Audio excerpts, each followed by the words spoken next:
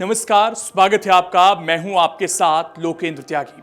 Straight of Hormuz के पास एक कारोबारी जहाज पर हुए अमेरिकी हमले में 3 भारतीय नागरिकों की जान जाने के बाद अमेरिका बुरी तरह सवालों में फंस चुका है, क्योंकि जो अमेरिका पहले ये कह रहा था कार्रवाई जरूरी थी, वही अब कह रहा है कि हमले से पहले चेतावनी दी गई थी। और अब जब पूरी दुनिया में सवाल उठने लगे हैं कि आखिर एक कारोबारी जहाज पर हमला क्यों हुआ और उसमें भारतीय नागरिकों की जान कैसे चली गई, तो अमेरिका अपनी कार्रवाई को सही ठहराने में जुटा है। लेकिन सवाल यह है कि अगर सब कुछ नियमों के तहत हुआ तो 3 भारतीय नाविकों की मौत कैसे हो गई।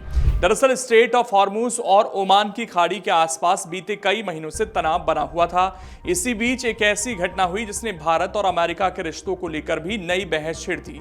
पलाऊ के झंडे वाले एक तेल टैंकर पर अमेरिकी सैन्य कार्रवाई में 3 भारतीय नाविकों की जान चली गई। जहाज पर कुल 24 भारतीय क्रूज सदस्य मौजूद थे। इनमें से 21 लोगों को सुरक्षित बाहर निकाल लिया गया, लेकिन इंजन रूम में मौजूद 3 भारतीय नाविक आग और हमले की चपेट में आ गए। जान गंवाने वालों की पहचान आदित्य शर्मा, शिवानंद चौरसिया और पटनाला सुरेश के रूप में हुई। इन तीनों के परिवारों के लिए खबर किसी बड़े सदमे से कम नहीं थी। एक सामान्य कारोबारी यात्रा पर निकले लोग अचानक अंतर्राष्ट्रीय सैन्य तनाव के बीच फंस गए। घटना के बाद अमेरिका की तरफ से शुरुआती बयान आया कि हमला किसी नागरिक जहाज पर नहीं बल्कि एक ऐसे टैंकर पर किया गया जो कथित तौर पर प्रतिबंधों को तोड़कर ईरानी तेल ले जा रहा था। अमेरिकी अधिकारियों का कहना था कि यह जहाज तथाकथित शैडो फ्लीट का हिस्सा था और लंबे समय से निगरानी में था।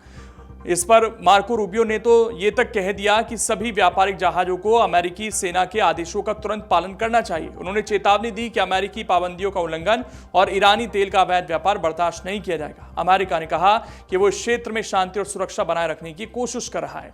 लेकिन मामला यहीं खत्म नहीं हुआ। जैसे ही भारतीय नागरिकों की मौत की पुष्टि हुई, भारत ने इस पर कड़ा विरोध दर्ज करवाया। नई दिल्ली ने अमेरिकी प्रतिनिधि को बुलाकर अपनी नाराजगी जताई और साफ संदेश दिया कि अंतर्राष्ट्रीय समुद्री मार्गों पर चल रहे वाणिज्य जहाजों पर ऐसी कार्रवाई बेहद गंभीर मामला है।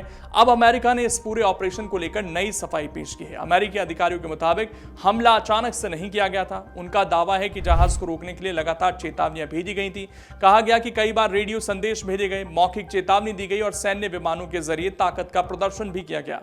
अमेरिकी पक्ष का दावा है कि कार्रवाई से पहले लगभग 60 बार जहाज से संपर्क करने की कोशिश हुई।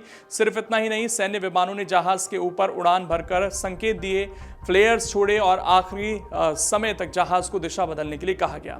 अमेरिकी सैन्य अधिकारियों के मुताबिक हमले से पहले अंतिम चेतावनी भी जारी की गई थी और क्रू को इंजन रूम खाली करने के लिए लगभग 15 मिनट का समय दिया गया था। इसके बाद इंजन रूम को निशाना बनाते हुए हमला किया गया ताकि जहाज आगे न बढ़ सके। लेकिन यहीं से सबसे बड़ा सवाल उठा, अगर इतने लंबे समय तक चेतावनियां दी गई तो जहाज ने प्रतिक्रिया क्यों नहीं दी? क्या जहाज तक संदेश पहुंचे ही नहीं? क्या तकनीकी दिक्कत थी? क्या चालक दल को स्थिति का गंभीरता का अंदाजा नहीं था? और सबसे अहम सवाल, अगर उद्देश्य सिर्फ जहाज को रोकना था तो फिर जान कैसे चली गई? हमला क्यों किया गया? इन सवालों के जवाब अभी भी साफ नहीं है।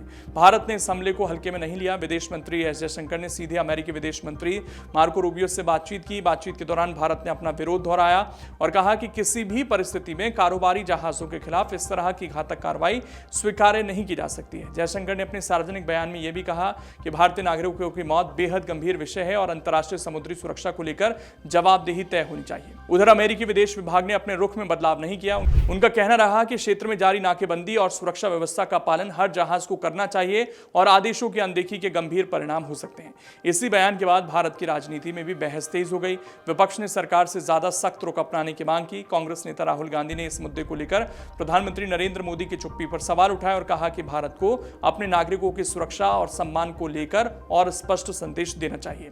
इस बीच एक राहत वाली खबर सामने आई है। अमेरिका और ईरान के बीच तनाव कम होने और संभावित समझौते की चर्चा ने समुद्री क्षेत्र में काम कर रहे लोगों को कुछ उम्मीद दी है। अगर क्षेत्र में सैन्य गतिविधियां कम होती हैं तो आने वाले समय में कारोबारी जहाजों की आवाजाही फिर सामान्य हो सकती है।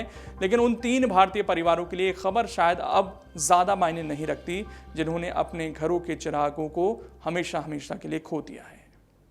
अगर आप ये वीडियो YouTube पर देख रहे हैं तो हमारे चैनल को सब्सक्राइब कर बेल आइकन दबाएं और Facebook पर देख रहे हैं तो हमारे पेज को लाइक करें।